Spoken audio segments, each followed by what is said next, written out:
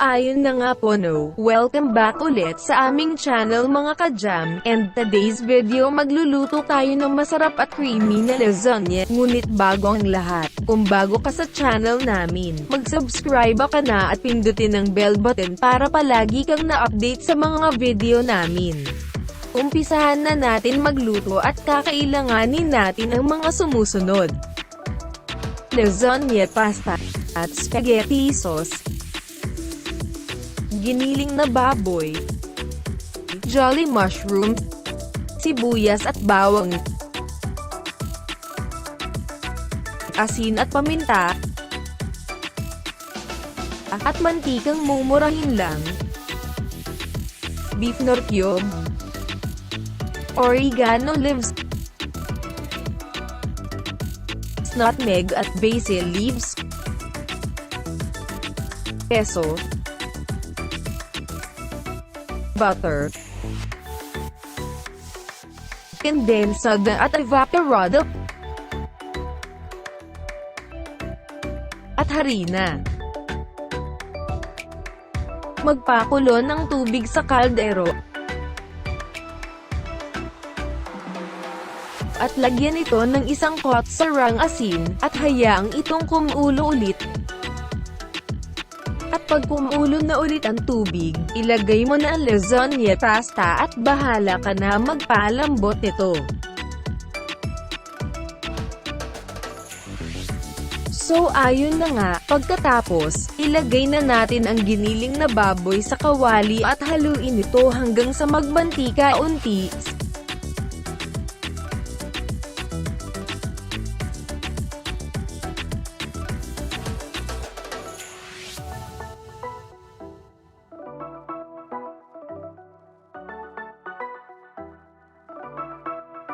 Saka natin ilagay ang sibuyas, haluin lang na mabuti.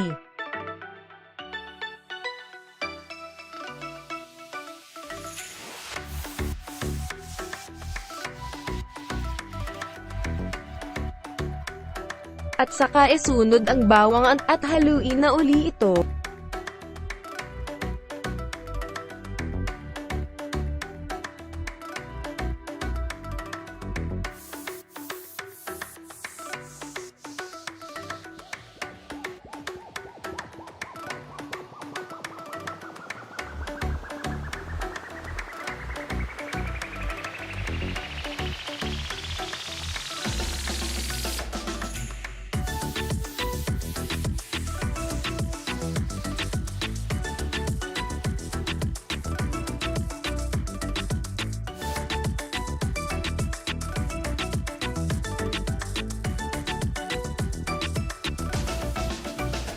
Pagkaraan ng ilang minuto, ilagay naman natin ang jolly mushroom, at haluin lang uli.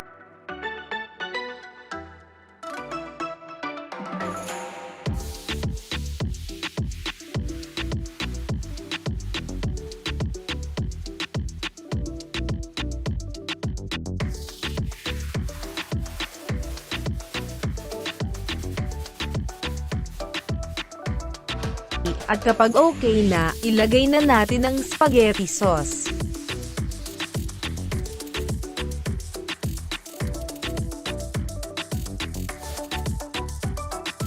At haluin uli ito, at pagkatapos,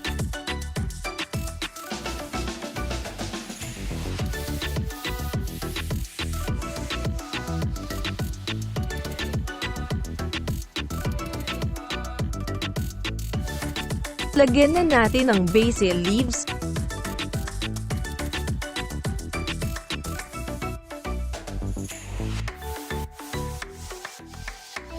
at isunod na rin ang oregano leaves,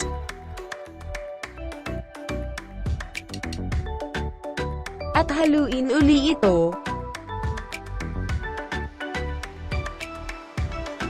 at ilagay na natin ang beef nor cube.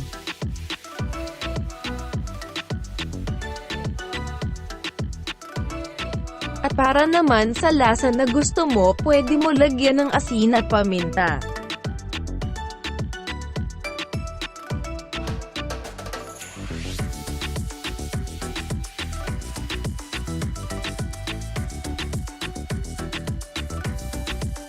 At okay na yun, pwede na natin itabi muna ta.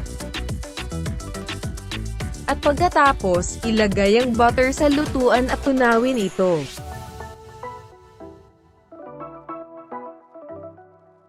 Pag tunaw na, isunod ilagay ang harina, at haluin ito.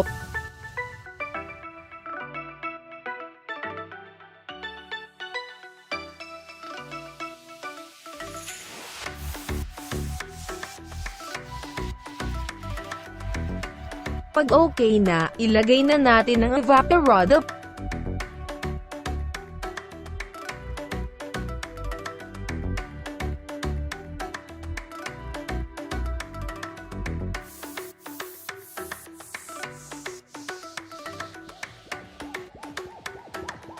At isunod ang kinayot na keso. At haluin ulit ito.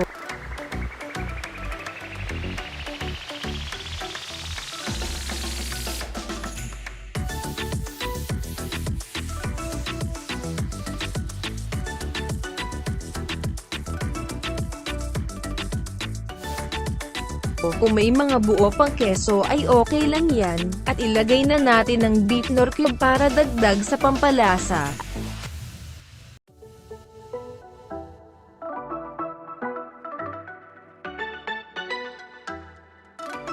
At isunod na natin ang kondensada.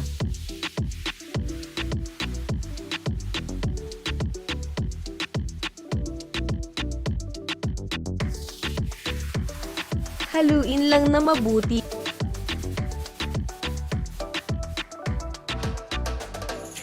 Pasensya na kayo sa magulo kong cameraman.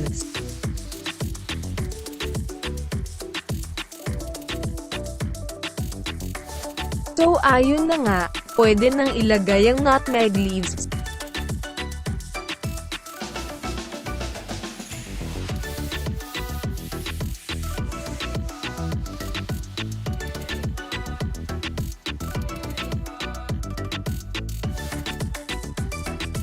So ayun na nga, tapos na yan, itabi mo na lang muna.